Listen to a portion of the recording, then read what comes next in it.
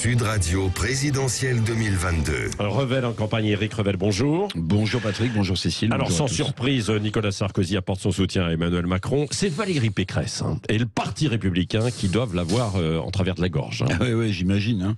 Il pleut en ce moment un peu partout en France. Oui. Il pleut chez les Républicains. Sarkozy, vous l'avez dit, a donc choisi sans surprise d'apporter son soutien à Emmanuel Macron. Alors bon, ses arguments s'entendent, sa décision lui appartient, mais en n'apportant pas son soutien à Valérie Pécresse au premier tour, il a scellé un peu plus le sort de son propre parti, les Républicains, déjà, c'est vrai, largement fracturé. Sarkozy a trahi son camp. En politique, c'est hélas monnaie courante, vous le savez. D'ailleurs, à propos de monnaie et d'euros, s'il avait soutenu Pécresse au premier tour, il aurait sans doute évité au LR un score inférieur à 5% et aurait permis au LR et à Valérie Pécresse de ne pas ajouter au fiasco politique le fiasco financier.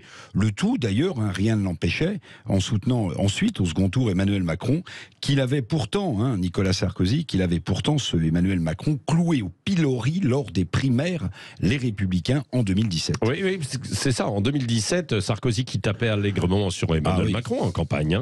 Oui. 2017, c'était la primaire Les Républicains. Oui, c'est ça. Lors du débat des primaires de son parti, Les Républicains, en 2017, le même Nicolas Sarkozy n'avait pas eu de mots assez durs. Regardez la vidéo, elle est disponible. Il n'avait pas eu de mots assez durs pour dire combien le candidat alors Emmanuel Macron n'avait rien à voir avec les LR, rendant responsable Macron de la politique économique de François Hollande. Sarkozy n'avait pas eu de mots assez durs pour stigmatiser la trahison de Macron envers Hollande. Nous étions, en 2017, aux primaires Les Républicains. Bon, mais la trahison en politique, vous le savez, c'est presque un sport national. D'ailleurs, personne n'a oublié non plus que Nicolas Sarkozy, lui, avait trahi Jacques Chirac au profit d'Édouard Balladur.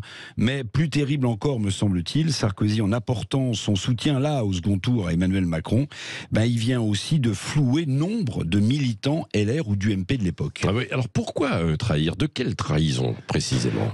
Trahir ou flouer comme vous voulez. Vous vous souvenez peut-être, Patrick, que des militants UMP de l'époque, des sympathisants, on était en 2013, après l'annulation des comptes de campagne de Nicolas Sarkozy, avaient répondu présents, eux, en apportant 11 millions d'euros nécessaires pour boucher les trous de la campagne présidentielle de Sarkozy. 11 millions apportés en 8 semaines par des militants et des sympathisants de la droite républicaine. C'était tout simplement la plus importante collecte jamais réalisée par un parti politique de la Ve République. Nicolas Sarkozy a donc, la mémoire courte d'une certaine manière. Il a floué les donateurs de sa propre famille politique. Oui, c'est ça. Ces faits ne doivent pas inciter les Français à faire baisser l'abstention, non? Non, parce qu'après avoir dit pique-pendre, je vous le rappelais, d'Emmanuel Macron, après avoir renfloué les trous financiers de sa campagne grâce à l'argent de ses militants, s'étonnera-t-il un jour, Nicolas Sarkozy, de la progression de l'abstention dans notre pays? S'étonnera-t-il un jour de voir la montée des colères? On pourrait lui poser la question.